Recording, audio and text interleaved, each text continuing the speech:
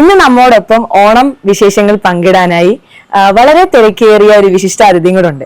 നമ്മുടെ നാട്ടിൽ ഒറ്റപ്പെടൽ അനുഭവിക്കുന്ന, വേദനകൾ അനുഭവിക്കുന്ന നിരവധി ആളുകളുണ്ട്. ഇവർക്കെല്ലാം ഒരു തുണയായി, സന്തോഷം നൽകാനായി നമ്മുടെ നാട്ടിൽ പുനലൂരിൽ നിന്ന് സോമരാജൻ സാറുണ്ട്. ഗാന്ധി ഭവൻ എന്ന് പറയുന്ന ഒരു വലിയ പ്രസ്ഥാനത്തിന് തന്നെ ഡയറക്ടർ ആയിട്ടുള്ള സാറാണ്. സാർ തിരക്കേറിയ സമയത്ത് നമുക്ക് ഓണ ആശംസകൾ തരാനായി വന്നിരിക്കുകയാണ്. സാറിനോട് നമുക്ക് ചോദിക്കാം ഓണ വിശേഷങ്ങൾ. നമസ്കാരം. എങ്ങനെ പോകുന്നു സാറിന്റെ ഈ വർഷത്തെ ഓണമൊക്കെ വളരെ ഭംഗിയായിട്ട് പോകുന്നു. എനിക്ക് ആദ്യം തന്നെ CD നെറ്റിനോട് ഓണാശംസ നേരുകയാണ്. CD നെറ്റ് ഗാന്ധി ഭവന്റെ പ്രവർത്തനങ്ങളെ ഒരുപാട് പരിപോഷിപ്പിക്കുന്നുണ്ട്. കായംകുളം, ഹരിപ്പാട് മേഖലകളിലൊക്കെ പ്രിയപ്പെട്ട ഷമീറിന്റെ നേതൃത്വത്തിൽ ഒത്തിരി കാര്യങ്ങൾ നടക്കുന്നു. അതെല്ലാം സമൂഹത്തെ അറിയിക്കുന്ന ഒരു ചുമതല CD നെറ്റ് നിർവഹിക്കുന്നതിൽ വളരെ സന്തോഷമുണ്ട്. ഞാൻ ഇന്ന് ഈ കായംകുളത്ത് എത്തുമ്പോൾ ഷമീം എന്നെ കാണുകയും ഞാൻ ഓണർ സന്ദേശം പറയണം എന്ന് പറയുകയും ചെയ്ത് എനിക്ക് ഏറെ സന്തോഷമുണ്ട്. പത്തനാപുരത്തെ ഗാന്ധി ഭവൻ 1500 പേര് അവിടെ താമസിക്കുന്ന ഒരു വീടാണ്. അപ്പോൾ ഇന്ത്യയിലെ ഏറ്റവും വലിയ കുടുംബമാണത്. അവിടെ ഇന്നലെ, അതായത് 16-ാം തീയതി ദിനത്തിൽ ഓണാഘോഷങ്ങളുടെ ഉദ്ഘാടനം KC വേണുഗോപാൽ MP നിർവഹിച്ചു. സെപ്റ്റംബർ 1 വരെ അവിടെ ഓണം ആഘോഷിക്കാം. നിരവധിയായ വിശിഷ്ട വ്യക്തിത്വങ്ങൾ ഗാന്ധി ഭവനിലെത്തുന്നു. ഇന്നലെ ഒരു സംഘടനയുടെ സമൂലമായ ഓണാഘോഷ പരിപാടികൾ അവിടെ നടന്നു. ഇന്നുമുണ്ട്. അങ്ങനെ എല്ലാ ദിവസവും വ്യത്യസ്തമായ സംഘടനകൾ, സാമൂഹ്യ പ്രസ്ഥാനങ്ങൾ, കലാകാരന്മാരൊക്കെ എത്തി ഓണ ആഘോഷങ്ങൾ പങ്കിടുന്നുണ്ട്. ഈ 1500 പേര് അവിടെ വസിക്കുന്നതിൽ ഒരു 500ഓളം പേരും കിടപ്പ് രോഗികളും മറ്റുമൊക്കെയാണ്. ബാക്കിയുള്ളവരെല്ലാം ആഹ്ലാദത്തെ തിമിർപ്പിലാണ്. രോഗികളായി കിടക്കുന്നവർക്കും ഓണത്തിൻ്റെ സന്തോഷമുണ്ട്. ഗാന്ധി ഭവനെ ഈ കായംകുളം മേഖലയിൽ, അല്ലാതെ ആലപ്പുഴ ജില്ലയിൽ തന്നെ 3 സ്ഥാപനങ്ങളാണുള്ളത്.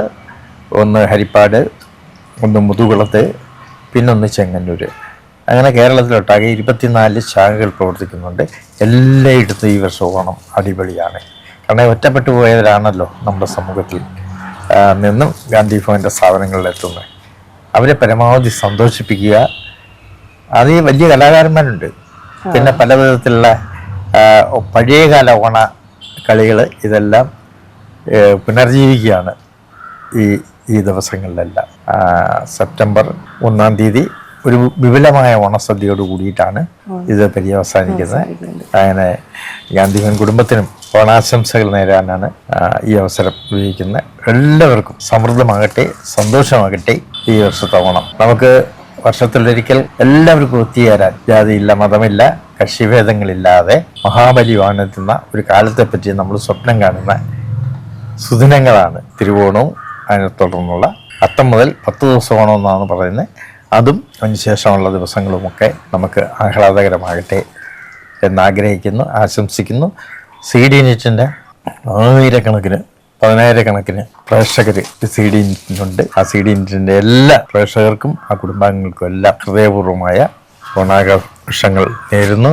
പ്രിയപ്പെട്ട എന്നെ ഇതിലേക്ക് പരിചയപ്പെടുത്തിയ വൃന്ദമോൾക്കും എല്ലാ പ്രാർത്ഥനകളും ആശംസകളും നേരുന്നു. നമ്മുടെ നാട്ടിൽ ഒരുപാട് വേദനകൾ അനുഭവിക്കുന്ന, ഒറ്റപ്പെടുന്ന ഒരുപാട് ജനങ്ങളുണ്ട്. ഇവർക്കെല്ലാം ഒരു കുടക്കീഴിൽ സന്തോഷം നൽകാനായി അങ്കിളിന് ഇങ്ങനെ ചെയ്യാൻ തോന്നിയ ആ ഒരു മനസ്സിന് ആദ്യം തന്നെ വലിയൊരു ഇത് പറയുന്നു. ഇങ്ങനെ ചെയ്യാൻ അങ്കിളിന് തോന്നിയ ആ ഒരു മോട്ടീവ് എന്തായിരുന്നു? നമുക്കെല്ലാം ജീവിതത്തിൽ ഓരോ ദൗത്യങ്ങളുണ്ടല്ലോ. എല്ലാ മനുഷ്യനും വ്യത്യസ്തമായ ദൗത്യങ്ങളായിട്ടാണ് നമ്മൾ ഭൂമിയിലേക്ക് വരുന്നത്. പക്ഷെ പലപ്പോഴും നമുക്ക് എന്താണ് ചെയ്യേണ്ടതെന്ന് തിരിച്ചറിയാതെ പ്രവർത്തിക്കുന്നുണ്ട്. അപ്പം ഞാൻ എൻ്റെ ജീവിതത്തിൻ്റെ ഒരു 10-40 വയസ്സ് വരെയുള്ള കാലം കഴിഞ്ഞതിന് ശേഷമാണ് എൻ്റെ ദൗത്യം മറ്റുള്ളവരെ സേവിക്കുക എന്ന് മനസ്സിലായത്. അങ്ങനെയാണ് ഗാന്ധി ഭവൻ്റെ തുടക്കം കുറിച്ചത്, അതിൻ്റെ പ്രവർത്തനങ്ങളുമായി വന്നത്. പിന്നെ എനിക്ക് ഒരു കാരണം, കുട്ടിക്കാലത്ത് അമ്മ മരണപ്പെട്ടതുകൊണ്ട് അമ്മമാരോട്ടുള്ള ഒരു പ്രത്യേക സ്നേഹം. പിന്നീട് എൻ്റെ പിതാവ് തെരുവിലലയുന്നവരെ വീട്ടിൽ കൊണ്ടുവന്ന് കുളിപ്പിച്ച് ഭക്ഷണം കൊടുക്കുന്ന കണ്ട് ഞാൻ വളർന്നു. ഇതൊക്കെയാണ് എനിക്ക് പ്രേരണയായത്.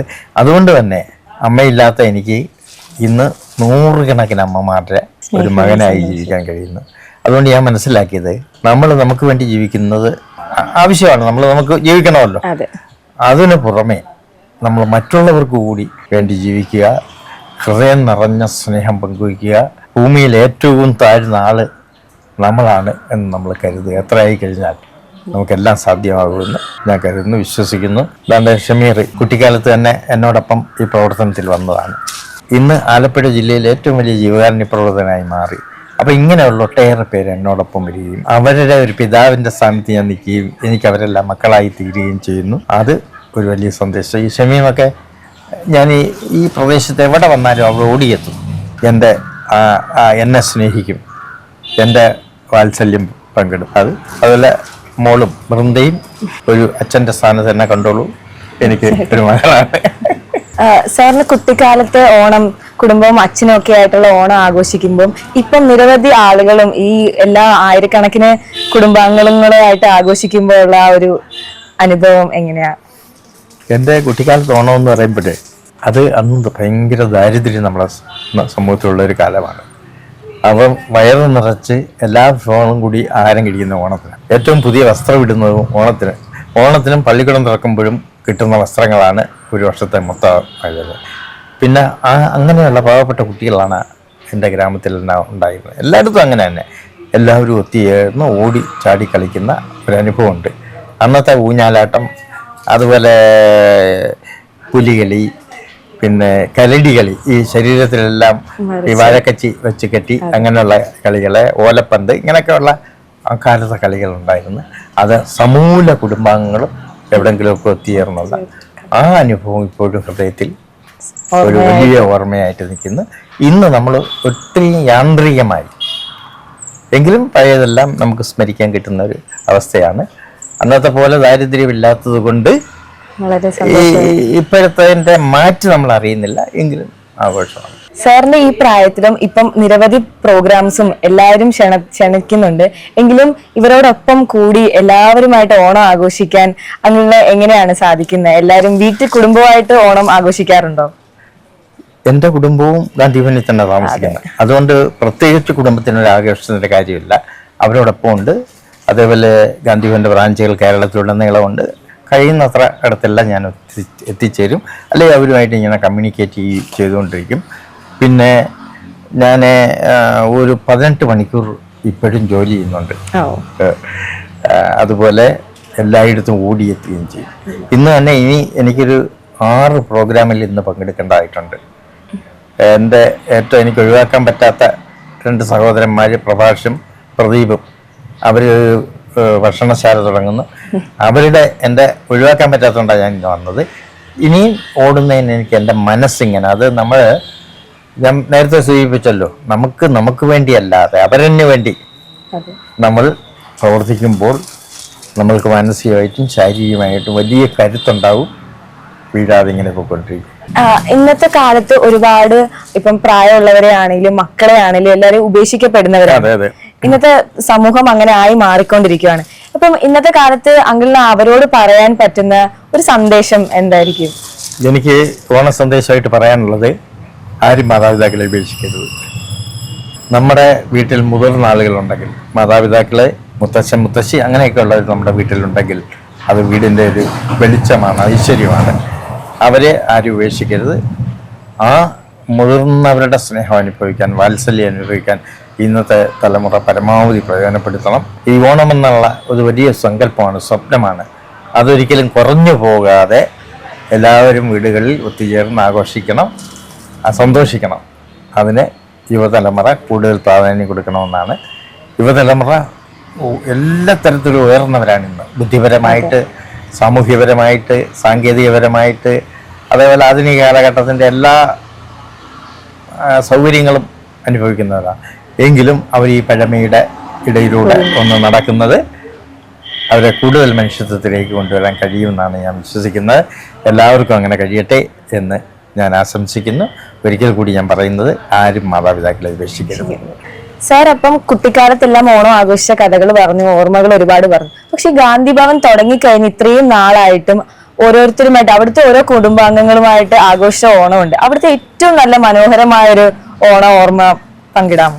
അവിടെ ഈ പ്രായമായവരാണല്ലോ, അവർക്കെല്ലാം ഓണത്തെക്കുറിച്ച് വലിയ മധുര സ്വപ്നങ്ങളും സങ്കല്പങ്ങളും ഉണ്ട്. അവർക്കെല്ലാം പുതുവസ്ത്രം കൊടുക്കുന്നു. അപ്പം ഇലയിൽ സദ്യ വിളമ്പുന്നു. ഇതൊക്കെ ആഹ്ലാദമാണ്. ഈ പ്രാവശ്യം എനിക്ക് വലിയ സന്തോഷം തോന്നിയത്, 50 വർഷക്കാലം ഡൽഹിയിലെ ഒരു സാമൂഹ്യ പ്രവർത്തകയും പത്രപ്രവർത്തകയുമായിരുന്ന ഒരു ചേച്ചി, അവർ എല്ലാം നഷ്ടപ്പെട്ടു. അവർ അവിവാഹിത അവസാനം ഗാന്ധി ഭവനിലെത്തിയിട്ട് അവർ വന്നതിന് ശേഷം ആദ്യത്തെ ഓണമാണ്. എനിക്ക് തോന്നുന്നു ഒരാഴ്ചക്ക് മുമ്പ് മുതൽ അടിച്ച് പൊളിക്കാൻ തുടങ്ങി അവരെല്ലാവരുടെയും അടുത്ത് ചെന്ന് അവർക്കൊരു 70 വയസ്സ് കാണും.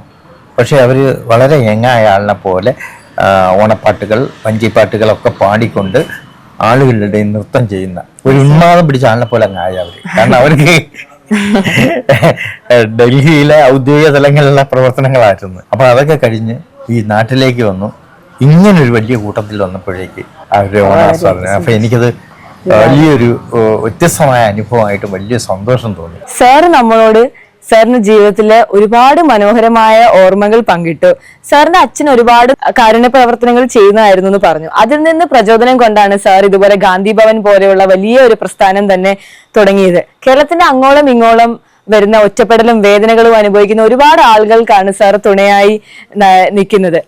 എന്നിട്ടും സാർ ഈ തിരക്കിന്റെ ഇടയിൽ നമുക്ക് ഒരുപാട് ഓർമ്മകൾ പറഞ്ഞു. സാറിന്റെ ഗാന്ധി ഭവനിലെ ആളുകളുടെ ഓർമ്മകളും അവർക്കെല്ലാം ഓണക്കോടി മേടിച്ചു കൊടുക്കുന്ന കഥകളും എല്ലാം സാറ് പറഞ്ഞു. ഈ തിരക്കിലും സാർ നമ്മളോട് ഇത്രയും സമയം നമ്മളോട് ചെലവഴിച്ചതിൽ നമ്മൾ ഒരുപാട് നന്ദി പറയുന്നു.